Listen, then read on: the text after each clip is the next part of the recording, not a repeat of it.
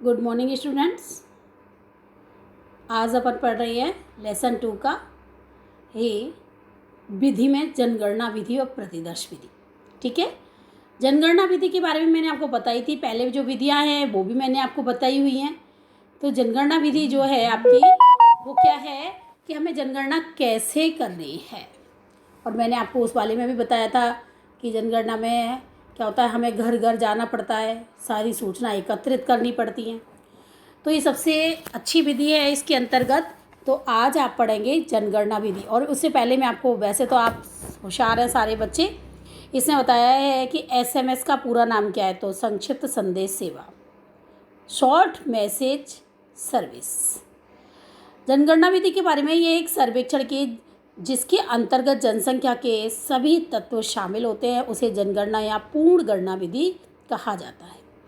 इस विधि के अंतर्गत क्या किया जाता है, घर घर जाकर जानकारी ली जाती है, उसे भारत के हर एक परिवार में इसके में शामिल किया जाता है। क्योंकि यदि एक भी परिवार रह गया या ज़्यादा हो गया तो दोनों से ही, या यदि रह गया तो जनगणना विधि में हमारे उसका नाम शामिल नहीं होगा तो जनसंख्या कम दिखाई देगी, और यदि ज़्यादा हो गया तो जनसंख्या ज़्यादा दिखाई देगी। इसलिए हर घर परिवार में उनको जाते हैं और वहाँ से सही आंकड़े एकत्रित करते हैं।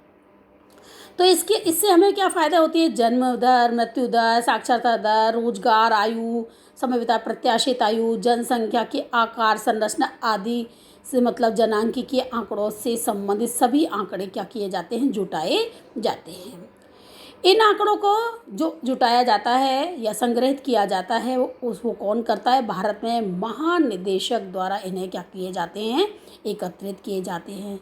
हर 10 वर्ष में क्या होती है, जनगणना होती है। और यदि आपने देखा होगा, ये आपकी 2001 में सबसे पहले जो है जनगणना हुई थी। सॉरी, 2001 के अनुसार जो आपकी जनगणना है वो कितनी थी, 102 करोड़ थी। और 2011 में जो जनगणना हो गई 121.9 करोड़ हो गई। और अब जो जनगणना होगी वो आपकी 2021 में होगी। तो अब जनगणना के आंकड़े यानी जनगणना कब हो रही है, आपकी 2021 में हो रही है। ठीक है, अब इससे सबसे बड़ी जो फ़ायदा है वो आपको क्या फ़ायदा है, विश्वसनीयता एवं शुद्धता। क्योंकि घर घर जाना और सही आंकड़े लेके आना इसके अंतर्गत होता है। सबसे ज़्यादा फायदा है कि जनगणना विधि द्वारा प्राप्त आंकड़ों को अधिक विश्वसनीय तथा शुद्धता होती है और इसके प्रत्येक मत के संबंध में आंकड़े हमें एकत्रित हो जाते हैं।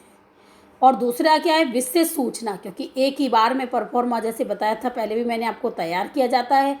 उस परफॉर्मा में सभी लाइनें खींची जाती है और उसमें सब आंकड़े एक साथ एकत्रित किए जाते हैं, तो सारी सूचना मिल जाती है। परिवार में मुखिया का नाम, पढ़ने वालों की संख्या, साक्षरता कितने हैं, एक से मतलब बालक कितने हैं, आपके प्रौढ़ कितने हैं, युवा कितने हैं, सबके बारे में पता लग जाता है, कौन रोजगार में है।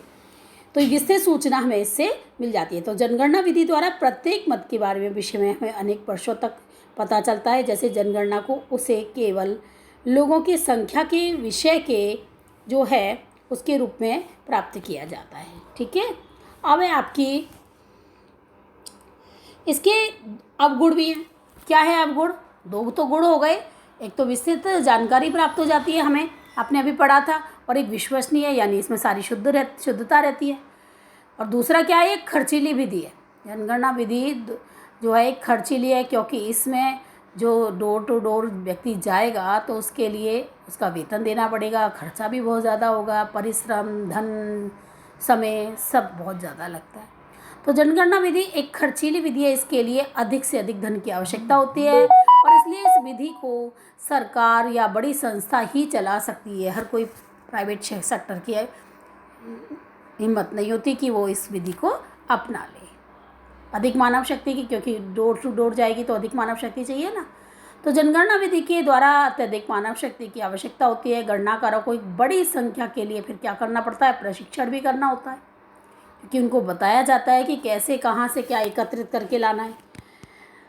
तो ये एक बहुत ही जटिल प्रक्रिया है, इसको करना हर कोई बस की वाली बात नहीं होती। इसीलिए पहले ही बताया हुआ है कि ये सब काम कौन कर सकता है, सरकार करती है। अब दूसरी विधि है आपकी प्रतिदर्श विधि। जो मैं आपको कल पढ़ाऊँगी। ठीक है, ओके।